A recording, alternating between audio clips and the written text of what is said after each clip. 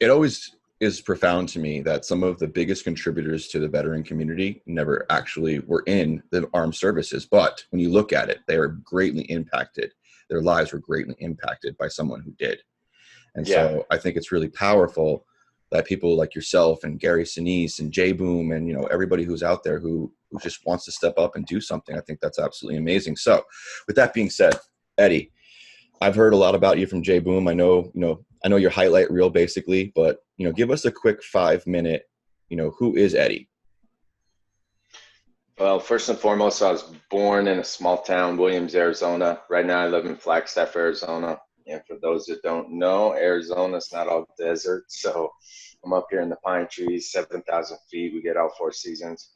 Grew up in a small town, though, a small community, Williams, which was about 2,500 people, had like 30 people in my graduating class. So everybody knew everybody, and everybody knew pretty much everybody else's stories, so to say.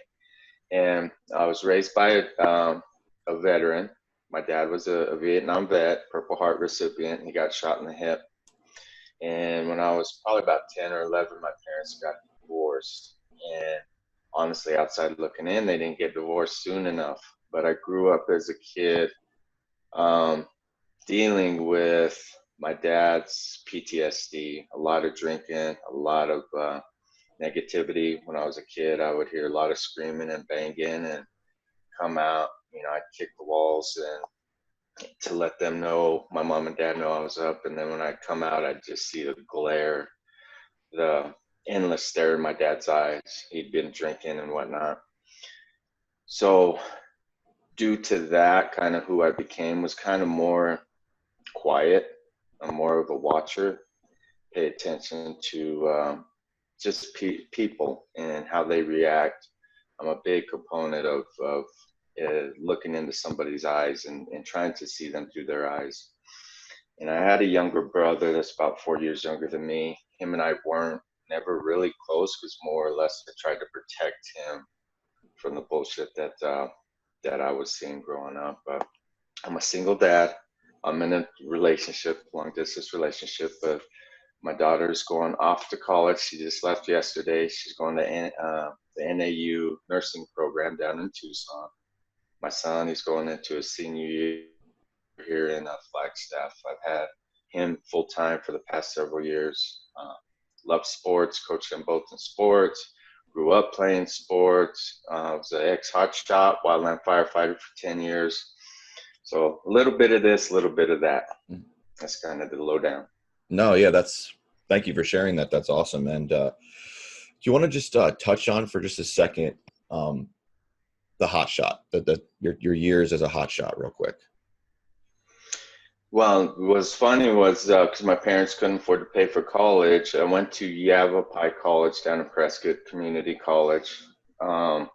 Went down there, I had some help from the VA as far as tuition, but I needed more help. So my mom mainly pushed for me to get into wildfire, fight forest fires during the summers because my mom's brother and my dad's brother both fought fires and they worked on engine crews. So in 91, I started working on engine crews to make money to pay for my own tuition to go back to school.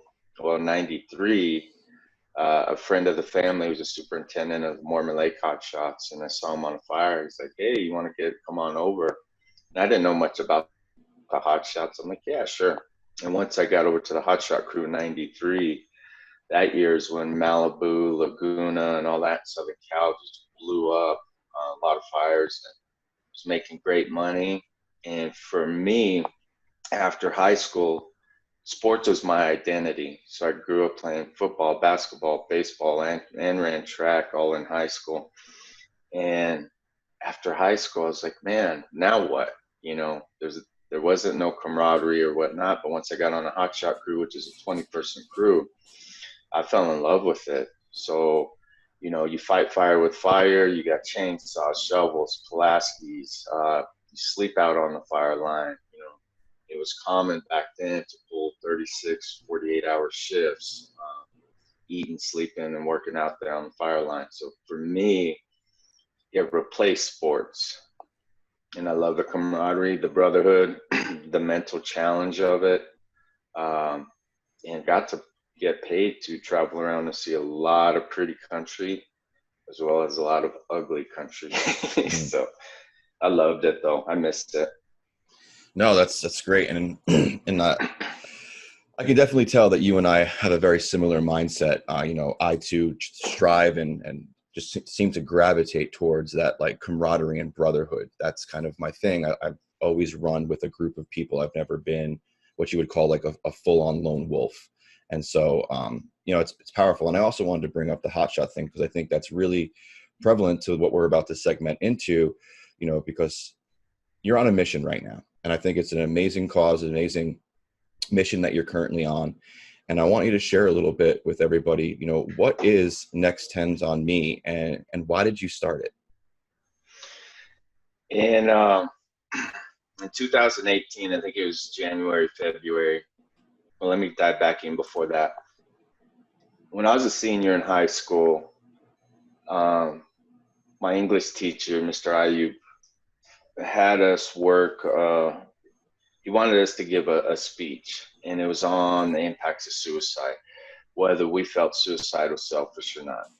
And this was off the wall, the timing of it. And so, me being who I am, I can't go half-ass into something. But if it's something that intrigues me and brings out emotion, I dive real deep into it. So I started diving deep in and kind of into the thoughts of suicide or the subject of suicide. And I was like, man, it's selfish. Like, it's definitely a selfish act. Like, why would, if somebody took their life, it was selfish. But I also hate being able to put myself in a position to be called out by others. And so I was like, well, I got to look at this thing deeply. And as I started looking at it, I was like, well, I had friends, I had family. I grew up in a small town. I had my friends' parents that I considered other adoptive parents, so to say. So if I were to take my life at that time, it definitely been selfish. Then I started thinking about what if I was molested?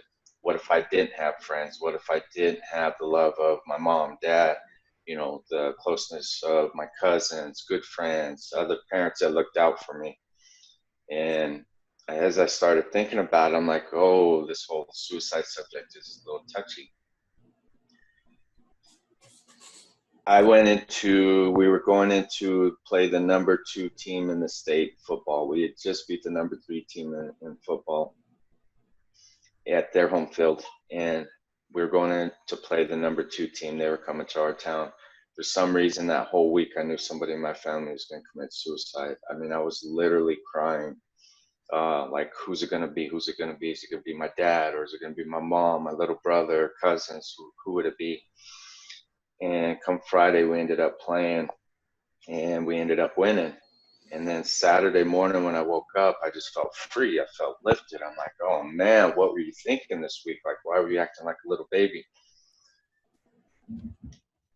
That night, Saturday night, I was headed to my girlfriend's, and one of my uncles, who's actually more like a brother because he's my age, pulled up and found me at the gas station. He's like, dude, sorry to hear about your cousin. And I was like, shit. And it was obviously my dad's side. And I'm like, which one? He's like, Little Richard, who was named after my dad. And I said, what happened? He's like, man, he killed himself. And so that was the first suicide that had impacted me. Since then, up till now, till this date, I've been impacted directly and indirectly by at least 20 suicides. And I know some people find it hard to believe, but I can start throwing out names, and I know there's some I'm forgetting. So the topic of suicide has been prevalent in my life. And actually, I got a picture of myself and a buddy behind me, Robert, who was a good friend, who I actually hired on the hotshot crew, who took his life in 2000, I'm going to say 2005.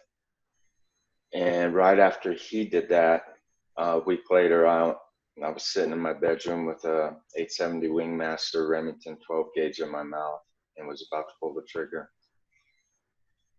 So the topic of suicide, I didn't understand. When I came back to Arizona after I moved back from Chicago, I talked with this mom, and she goes, there's a reason why this this is prevalent in your life.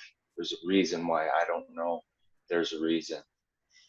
And so moving forward to 2018, my son had lost an uncle. Wasn't a blood uncle, but an uncle by, it was his mom's husband's brother-in-law. But he treated my kids like his own niece and nephew. And he had taken his life. And just a year prior to that, my son lost a 14-year-old friend, because he was 14 as well, to suicide, a kid I coached in baseball. And I was like, man, I got to get this fucking book done. Like, I got to get this book done, and I need some motivation. I need a driving factor. So I told my son, I was like, I need to show my son that despite all the BS in the world, that's the trouble, the issues, the worry, the fears that many of us have in the world, that sometimes it's okay to be afraid. So my girlfriend had told me about the Fearsome 4 hike here in Flagstaff, which is hiking 4 peaks. It is around 34 miles, 32 to 34 miles, 10,000 foot elevation climb. You do all 4 within a 24-hour period. Well, Phoenix has a 7 Summit Challenge or something of the sort that raises money for the city of Phoenix, I believe. And I'd heard about that as well. And I was like, I bet you nobody's ever done all 11 consecutively. So I came up with the concept of hiking 11 peaks consecutively to raise money. And I'm like, well, how am I going to raise money for? I decided to raise money for veterans. So for me to go indirectly towards the topic of suicide, not being a vet, but having been witness to what a veteran has come home and had to deal with from combat, I decided to go ahead and try and raise money for a nonprofit at that time. And I raised a little bit, but also completed the hikes of all 11. It was about 17,000 foot elevation climb, about 60 miles. So it was a great challenge for myself. And I got away from it. So this time I wanted to get back into it. I reached out to JP Donnell, who was Chris Kyle's counterpart as a sniper, and reached out to him and said, hey, I know you're with Echelon Front. I know you guys work with a lot of businesses. You being a Navy SEAL and whatnot, I'm looking for a legitimate nonprofit that helps vets, that the money goes towards the veterans. And he replied back immediately, said, hey, go to America's Mighty Warriors, talk to Mama Lee. We call her Mama Lee. That's Mark Lee's mom. And see what you can do. So I reached out to Mama Lee and said, hey, here's what I'm doing. I'm going to do it anyways. So I'd like to raise money for an organization, and having been witness to a veteran coming back with PTSD, so on and so forth. So it's a physical challenge for me. It tests me, tests my mind, tests my mentality, tests my endurance, but also to do it for a cause. So that way I'm still attached to suicide awareness, so to say, but I want to help an organization that helps veterans in a way that I can't, nor you, but at least we can direct. It's more than a 22 push-up challenge where we're bringing awareness. Awareness is great, but we're already aware. How's that helping? This way, it's like, hey, here's where it is. Your money's going to go to this organization. 95% of that money goes to the programs that this organization has to help vets. And they have other programs within that organization that helps Gold Star families, and they have several other aspects of it. So that's kind of the long and short, but I had to dive back into the impacts of suicide. So I did publish my book on the impacts of suicide. That helped me. So just trying to get back to where I wanted to go.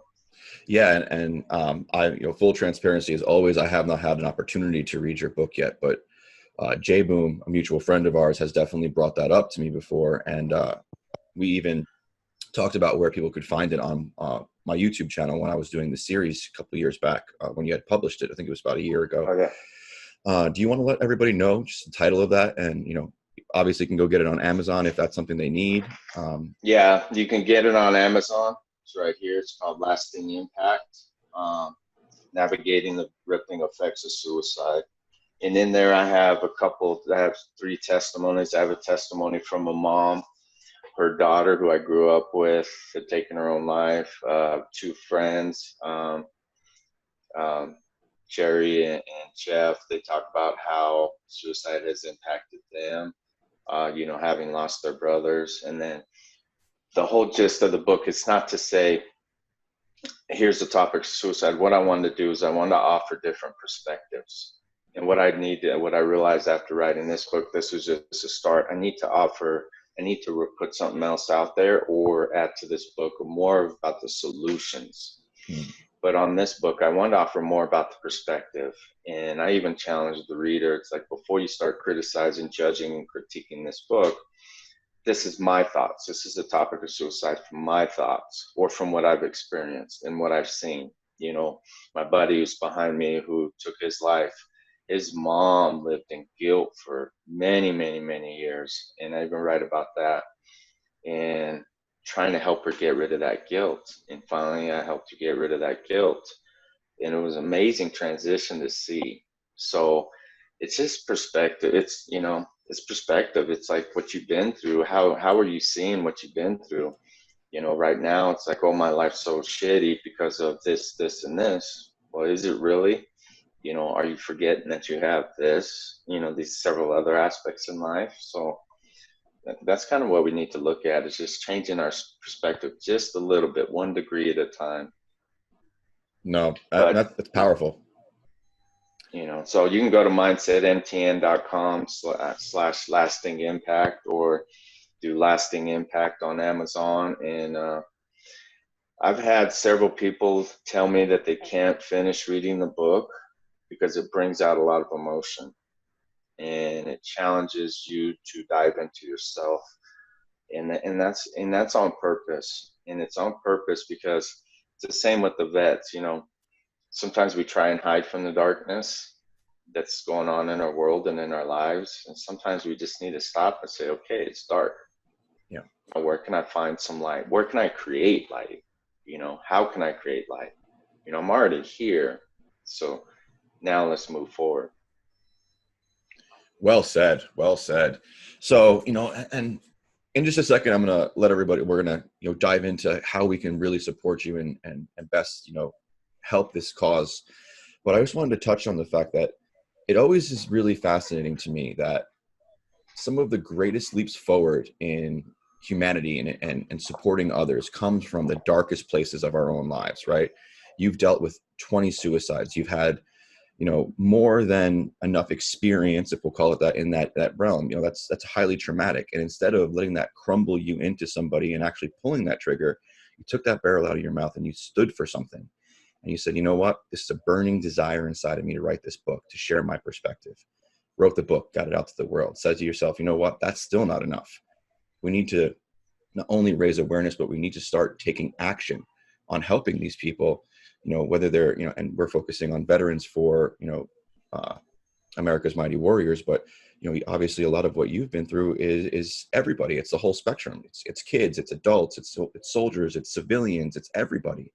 And I think it's really powerful that you took that life experience, you took that darkness, if you will, and you created light out of it, just like you said. And I think that's absolutely awesome. Eddie, tip my hat to you for starting this, and let us know, how can we support you in this amazing cause? Right now, with all the stuff we had, for me, I looked at it as like, where do I start? How do I start with this? And now we go into what's going on with the world with, like, well, Black Lives Matters. Well, so do cops' lives. So do, I get it. It does also to say, and some might be questioning, well, why are you only helping vets? Why not help this group or this group or this group? We got to start somewhere. We got to create a foundation.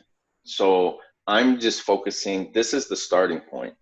Here in Coconino, Arizona, or Coconino County up here in Flagstaff, I think it was 2018, 2019, they put out statistics on suicide. The average, 80% of the suicides were males.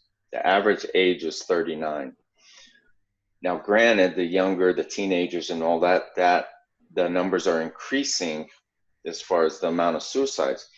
So looking at it, I looked at it as men, as being a father myself. Had I taken my life back then when I was close, my son was 2, I believe my daughter was 5 at the time, the likelihood of them following suit when life got tough for them as they grew older was going to increase for them to follow my footsteps.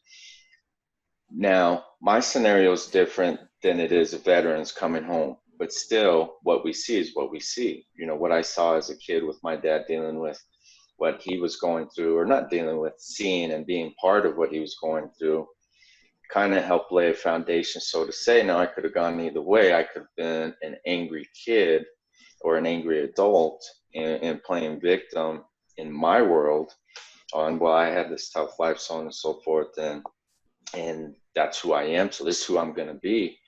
But sometimes there's a lot of us that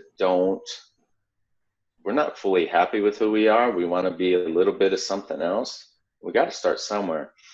So with this organization is I want to create a foundation and start somewhere. So for me, it was veterans. Why? Because I've been on the other end of it. So I can at least tell a veteran saying, hey, I can't tell you, I'm not going to try and tell you I know what you've been through. But I've been on the receiving end of somebody that was going through what you're going through, and here's how it could impact your kids. Mm. You know, because to give them different light, and sometimes we need that little shaking. And so, with America's Mighty Warriors, what I decided to do with this, and I talked with Mama Lee, and we tried to figure out numbers. I said, well, let's just make it simple. This could be the first go around. You know, this could be the first go around at this next year. Now, I'm not looking for other hikers to join me on my deal, partly because I want to be the slowest person on the mountain. I don't want to have to wait for anybody, and I don't want nobody really waiting on me. I want to go boom, boom, boom. That's just who I am. So instead of trying to say, hey, you know, it's to give a little, I'm just saying, here's how it is. But what I wanted to challenge you guys and gals out there, men and women, to do is challenge yourself. So for you, you're down in the valley. How about you, how about you, Chris? You go hike Camelback and Squaw Peak consecutively. Those are two tough hikes. They're short, but they got some vertical on them. Or how about you challenge yourself and go do Pyramid hike, go around, come down Telegraph, go back up, something that you normally don't do. Remember, a challenge is a challenge. Pain is pain. Suffering is suffering. It doesn't matter what I've done compared to what you've done. It's all the same, what we feel internally. So going to not only set a challenge for yourself, but donate in the sense. So you can go to americasmightywarriors.org, and they have a program in there where you can do 20 for 2020, which is just $20 a month. And doing that for this cause, which is funny because I saw two people donated last night. And I messaged them both, and your mom's like, "Hey, Chris is my son." I was like, "Oh," I'm like, "Well, that's badass." Yeah. But I was like, we gotta give a little something. And so just for doing the 20 for 2020 and doing that, you'll get a soldier's name on the website or on the events page that I created. And I'll even share that on my personal page to honor. It could be your grandfather, it could be your uncle, it could be your dad, it could be your son, to honor them and put that out there. Just say, hey, I did $20 donation, or I'm looking to do $20 donations monthly, at least for 2020. The other donations that you can do is a $100 donation, and that will get a soldier's name on the banner. So I'm going to carry a banner from the whole time. And so when I reach the top of Humphreys, which is the highest peak here in Flagstaff, I'll take a picture with the banner. It's to honor the person that you want to honor and to have that on there. And then we'll mention it on the events page as well, the soldier you're honoring. The other donation that we're doing, and right now we're just keeping it simple for short term here, is a $500 donation. Now, if you're a business, we'll get your business logo put on the banner. Not to mention, on the events page, honor 6 veterans of your choosing. So you can honor some uncles, brothers, and now nieces and whatnot, mothers. Honor any soldier that's enlisted now or has served. The other option to do that is, instead of getting your business logo on the banner, you can get six veterans or soldiers get their name on the banner. And I reached out to a family a husband and wife that I grew up with, and I knew both. I went to be to the wall in DC and talked to my dad. I said, "Hey, I'm here in the wall." We actually went to Virginia for a fire, but we stopped at the wall. And I said, "Hey, I'm here at the wall. You know, what names do you want me to get?" And so he gave me a list of names of men that he grew up with that we lost in Vietnam. So I knew this husband's family had lost somebody, an uncle, or he lost an uncle who he's named after, and his wife had lost an uncle as well. So I reached out to them, and I knew they had a business. I said, "Hey, here's what's going on." Well, they got a big family, and they are working right now to donate $1,000 so they can get 12 veterans' names on the banner. Wow. Which is awesome. Yeah. So the whole concept of is some of us are out here going, well, Corona's going on, funds are tight, so on and so forth. And I can't do 20 or I can't do 100. Here's the whole concept of this. As soldiers, as a soldier, you make do with what you have. When you're out there, you have what you have. Even as a wildland firefighter, as a hotshot, you have what you have. You make do with what you have. And you become resourceful. Well, you don't have $100 to get your husband's name on there. Well, guess what? You reach out to friends. Hey, I want to get my husband's name out here. So now what we're doing is you're coming together to get a soldier's name put on there to honor him or her. And now you just involve 2, 3, 4 other people. Then they can help spread the word. They help to spread the word. Like I reached out to you saying, hey, I'm going to reach out to Chris. Now you've already helped spread the word. Now how many of those people are going to help spread the word? And the emphasis on this is this money goes straight to AmericasMightyWarriors.org. Plus, 95% of that money, which is different than some other organizations, goes back to the programs that they have. Mama Lee isn't in this to make money. She's in this to help soldiers, to help veterans, to help families, Gold Star families. They do retreats, introduce veterans to hyperbaric oxygen chambers to help them with their TBI and their PTSD. So that's kind of where we can go. Those are the donation things. Like I messaged your mom and the other guy, and he responded back. So I want to see if he wants to honor a veteran or a current soldier to get his or her name put on the banner. So Awesome. It's simple right now. That's how we're starting out. And some people might think we can't raise money. Well, I have a friend, Jim Stegg, who took the concept of the hiking 11 summits. He's doing different ones. He's doing it for a different nonprofit within 10 days. And several other individuals raised $30,000 to $35,000 in 10 days. Wow. So to say that we can't do this, I talked to him yesterday. He came up to Flag, and I talked to him. I said, dude, that was impressive. He's like, man, 30 plus grand in 10 days. He's like, these guys got to it. Why can't we? Yeah. So 100%, that's kind of my thoughts. No, and I just want to say thank you for taking the time this morning to jump on, share your vision, share your mission, share yourself, and let us know how we can support you on this. It's an amazing cause, amazing organization, and I can't wait to see what kind of impact everyone can make and what kind of help we can really give back to our veterans through America's Mighty Warriors. So Eddie, I just want to say thank you again for taking the time to jump on here with me, and let's get to work, man. Yeah, appreciate you, man. I appreciate your help and support on this. Absolutely. Thank you, boss. All right. So I'll render it, put it all out, and tag you in it here today. All right. Sounds good. Let me know if there's something else that you see, moving forward on, hey, maybe if you add this or that. Sometimes I get too focused. Like I'm focused on training. And even right now, I'm like, God, man, I got to look up and see where I'm at, what's going on. And, because I don't want to make a fool of myself. Yeah. hiking. So, I got to really focus on this. So, and I know you said doing like over 20 miles. So I'm going to do north rim to south rim, which is 24 miles around, give or take. Then I'm going to do Kendrick Mountain, which is about 9 to 10 miles. I'll do Humphreys, which is about 10 miles, 30, it's over 33,000 elevation.